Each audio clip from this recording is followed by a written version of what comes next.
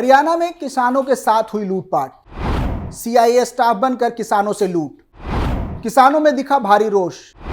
अब पुलिस के रडार पर दोषी। नमस्कार, मैं रोहित कुमार, आप देख रहे हैं कैपिटल टीवी उत्तर प्रदेश की स्पेशल स्टोरी। यूपी के शामली क्षेत्र से एक चौंकाने वाला मामला सामने आया है, जहां खुद को सीआईए स्टाफ बताकर लूटपाट का मामला सामने आया है। पूरा मामला सेक्टर 29 थाने में दर्ज कराया गया, जहां चारा किसानों के साथ पानीपत में छीना झपटी कर ली गई। बता दें कि 4 किसान पानीपत चीनी मिल में गन्ना लेकर आए थे और वापस जा रहे थे। इसी दौरान बदमाशों ने खुद को सीआईए स्टाफ बताकर उनको धमकाया और छीना झपटी की। फिलहाल पुलिस ने केस दर्ज करके जांच शुरू कर दी है। नितिन कुमार ने सेक्टर 19 थाना क्षेत्र में शिकायत में बताया है कि वह गांव शेखपुरा कंडेला जिला शामली यूपी का रहने वाला है। वो अपने ट्रैक्टर ट्रॉली से गन्ना डालने पानीपत शुगर मिल आया था। उसके साथ उसका चचेरा भाई आर्यन भी था। दोनों एक ट्रैक्टर पर सवार थे। दूसरे ट्रैक्टर पर उसी के गांव के चाचा भतीजा बिट्टू और सचिन थे। वे रात करीब 12 बजे मिल में गन्ना उतारने के बाद वापस गांव के लिए चल पड़े। रास्ते में दोनों नहर से आगे गांव सिवाय की तरफ वे अमृतसरी पंजाबी ढाबा पर चाय पीने के लिए रुके, जहां पहले से ही 4 युवक बैठे थे। उन्होंने खुद को सीआईए स्टाफ बताया और ट्रैक्टर पर नंबर प्लेट ना लगी होने की बात कही। उन्होंने उन पर सख्त कार्रवाई करने के लहजे में धमकाया और पैसे की मांग भी की। जब उन्होंने मना किया तो उनकी जेब से 10,200 रुपए निकालकर कार में सवार होकर फरार हो गए। आरोप है कि उन लोगों ने बिट्टू को अपने पास बुलाया और खुद को सीआईए स्टाफ बताया और कहा कि तुम बिना नंबर प्लेट के ट्रैक्टर चला रहे हो, तुम पर कड़ी कार्रवाई होगी। इसके बाद 2 को अपनी कार में बैठा लिया और 2 से नीचे ही बात करने लगे। उसके बाद नितिन व बिट्टू नाम के व्यक्ति से 3-3 हजार और सचिन से 3200 रुपए, वहीं आर्यन से 1000 रुपए छीन लिए गए। इसके बाद वे कार में बैठकर भाग गए। बता दें कि यूपी और हरियाणा दोनों पड़ोसी राज्य हैं। इन इलाकों में किसानों का आना जाना लगा रहता है। दोनों राज्यों के किसान देर रात तक एक राज्य से दूसरे राज्य में जाने का काम करते हैं।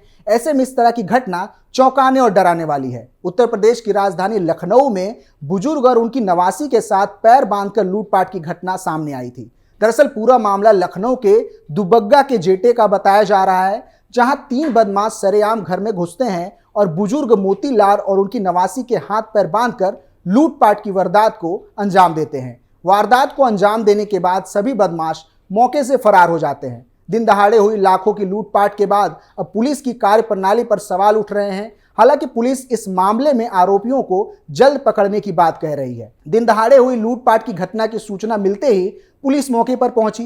पुलिस के मुताबिक वहां अंधेरा था और 3 लोग थे। पुलिस ने जांच पड़ताल शुरू कर दी है।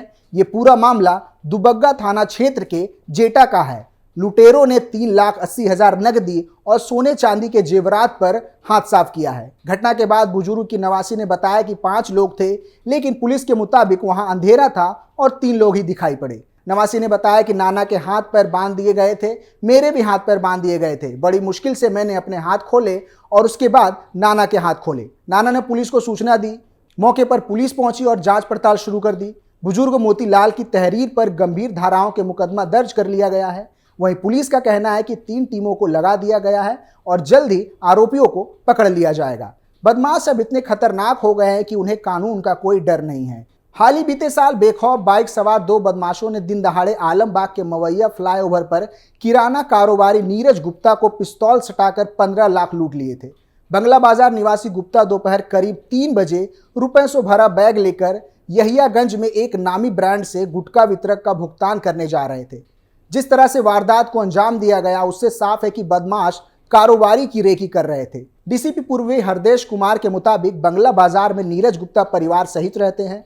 घर के एक हिस्से में शैलेंद्र ने किराना स्टोर खोल रखा है। नीरज इलाके के छोटे छोटे व्यापारियों को थोक दाम पर माल देते हैं। उनके पास पान मसाला व गुटखा का भी काम है। नीरज के मुताबिक वह दोपहर में करीब 3 बजे घर से याहियागंज जाने के लिए स्कूटी से निकले। एक झोले में 15 लाख रुपए ले रखा था। स्कूटी के आलमबाग थाने के सामने होते हुए मुवैया चौराहे पहुंचे। यहां से आगे मुवैया फ्लाईओवर पर 100 मीटर ही बढ़े थे कि बदमाश आ धमके। नीरज के मुताबिक बदमाश पास पहुंचते ही गालियां देने लगे। यही नहीं, बाइक भी लहराने लगे।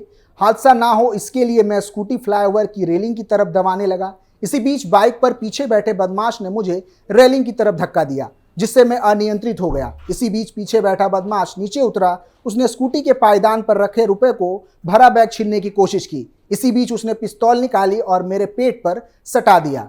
बोला, झोला मेरे हाथ में आ गया है, छोड़ दो। नहीं तो गोली मार दूंगा। उसने मुझे धक्का देकर स्कूटी पर गिरा दिया। जब तक संभलता बदमाश बाइक लेकर ऐशबैग की तरफ भाग निकले। बाइक चला रहे बदमाश ने हेलमेट पहन रखा था, जबकि भिड़ने वाले बदमाश का चेहरा खुला था। नीरज के बेटे आकाश की शादी महिलाबाद में तय हुई है। शादी समारोह की भी तैयारी नीरज कर रहे थे। बेटे की सगाई 14 दिसंबर को होनी है। परिजनों के मुताबिक नीरज पान मसाले का भी थोक में कारोबार करते हैं। मंगलवार को नीरज एक नामी गुटखा के डिस्ट्रीब्यूटर का भुगतान करने जा रहे थे। इसकी जानकारी होने पर पुलिस टीम वितरक के याहियागंज स्थित दुकान पर भी गई, जहां कर्मचारियों और अन्य लोगों से पूछताछ की गई। वारदात की सूचना नीरज के बेटे आकाश को कॉल पर दी गई थी। इसके बाद वह सीधे याहियागंज में व्यापारी नेता अमरनाथ मिश्रा व नवीन गुप्ता के प्रतिष्ठान पर पहुंचे। व्यापारी नेताओं ने पुलिस को सूचना दी। इसका जिक्र नीरज ने अपनी तहरीर में भी किया है। पुलिस के मुताबिक अब तक की पड़ताल में सामने आया है कि बदमाशों ने नीरज के आने जाने के बारे में पूरी जानकारी हासिल कर रखी थी। इसके बाद वारदात को अंजाम दिया गया। उनको पता था कि मवैया के फ्लाईओवर से ही वह याहियागंज जाते हैं। यहाँ कोई सीसीटीवी कैमरा नहीं लगा है, ज़्यादा भीड़ भी नहीं रहती, इसलिए वारदात के लिए यह स्थान चुना है। एसीपी कैंट अनूप सिंह के मुताबिक वारदात की जानकारी होने के बाद वारदात स्थल से लेकर नीरज के घर तक पुलिस टीम फुटेज खंगाल रही है। वहीं वारदात को लेकर मॉक ड्रिल भी की गई। एक ऐसी ही घटना उत्तर प्रदेश के उन्नाव से आई थी, जहां 15 लाख रुपए की लूट का मामला सामने आया था, जिसके बाद इलाके में हड़कंप मच गया। बताया जा रहा है कि बीती देर रात मोंगरबाऊ निवासी एक युवक लखनऊ से अपनी परिचित से 15 लाख रुपए की नकदी लेकर साथी के साथ वापस लौट रहा था। रास्ते में कार सवार से लिफ्ट मांगी। कार में बैठने के बाद लुटेरों ने हसनगंज कोतवाली क्षेत्र में युवक व उसके साथी का गमछा से गला कस दिया और कट्टे की बट से घायल कर दिया और लूटपाट की कोशिश की। दोनों को चलती कार से फेंककर फरार हो गए। पीड़ित ने तुरंत ही इसकी शिकायत पुलिस से की, लेकिन काफी देर तक उन्नाव और लखनऊ पुलिस सीमा विवाद में उलझी रही। बाद में यह घटना उन्नाव इलाके की निकली।